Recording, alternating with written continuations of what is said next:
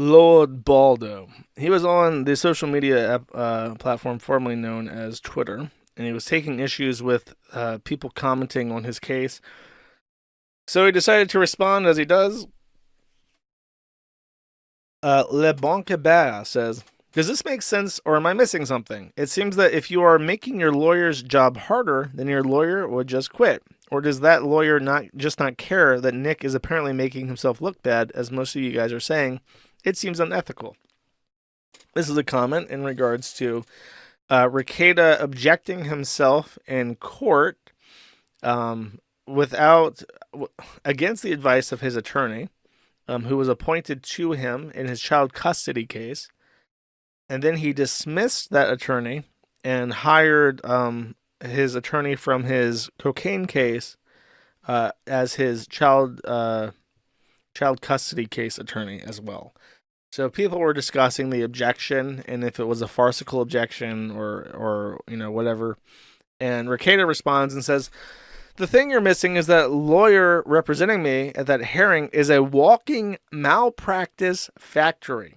Why do you think the county loves having her appointed in virtually every child protection case? So in that statement, he is alleging that Kandiyohi County knowingly appoints a walking malpractice factory, an incompetent attorney, to indignant defendants in child protective custody cases, specifically to try and deprive them of rights via competent counsel and presumably take away their children, which is just another layer of this grand conspiracy against him, apparently. Potentially criminal, Sean, says, my whole point about Nick's critique is that he admits he has no experience in this area regarding child custody.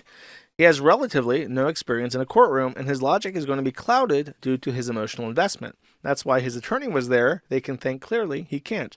And this is true.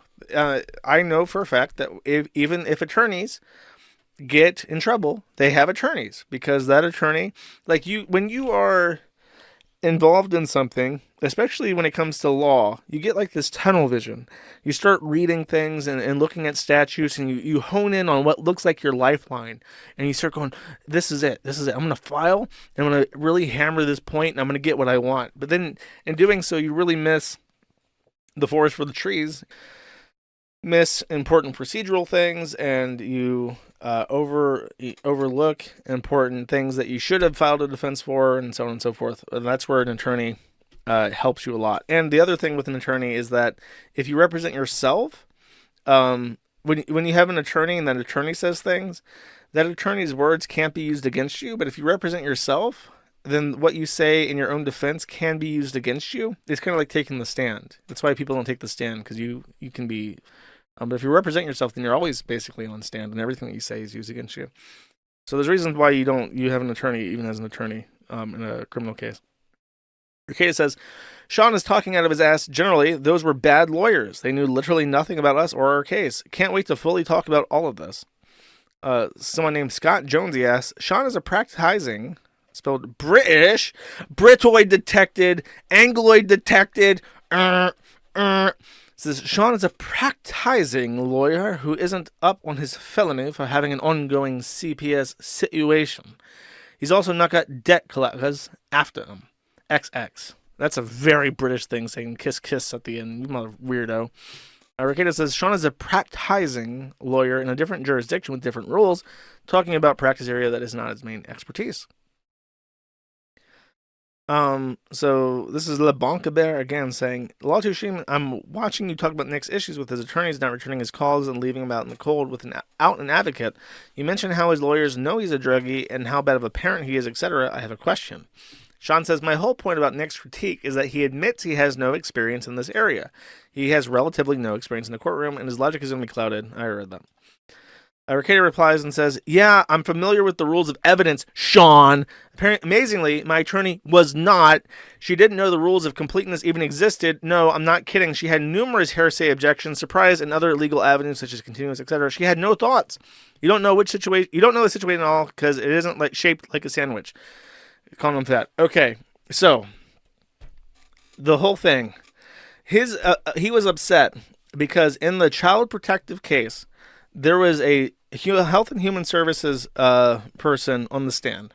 She said something that was hearsay. Hearsay is she heard something and she repeats it. So she heard something and she said that she heard something, and that's hearsay, and that's generally inadmissible in court. You can't testify that you heard somebody say something. That is not considered a reliable testimony. So if someone was on the stand and you're like, how did you know that Sean was eating a sandwich on August the 14th? And he said, well, I heard from Nick Rekieta that he was eating. Objection, hearsay, you can't say that. And then they said, nope, you can't testify that you heard somebody say something. So you would say, well, I don't know them. However, chat, there's an objection to what Rekieta is saying. I have it on good authority from a practicing attorney in the state of Minnesota that Rekieta actually doesn't know the rules of evidence in Minnesota.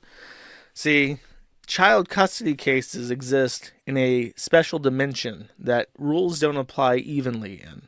And there is a relaxed standard of evidence that applies in these cases. And guess what?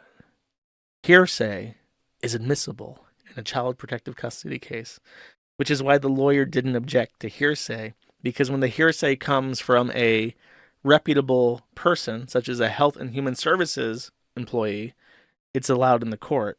And that's what the judge apparently told him to his face when he objected to it in the transcripts, and said that actually this testimony is permissible.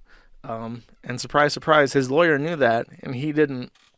And even now on Twitter, he apparently doesn't know that his objection was overruled because the standard of evidence in child cases is different than the standard of evidence in criminal cases. Sucks to suck.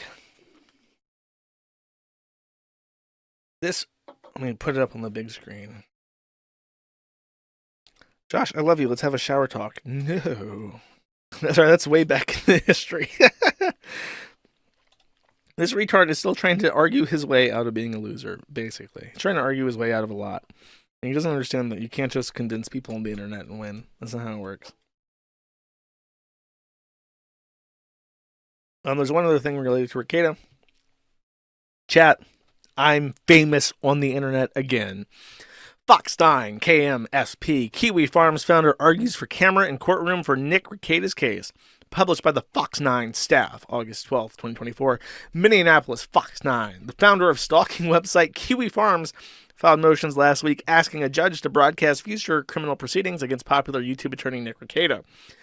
What do we know? An attorney for Joshua Moon, who goes online by his username Null, filed several documents last week fighting for hearings again and the trial against Rekieta to be streamed.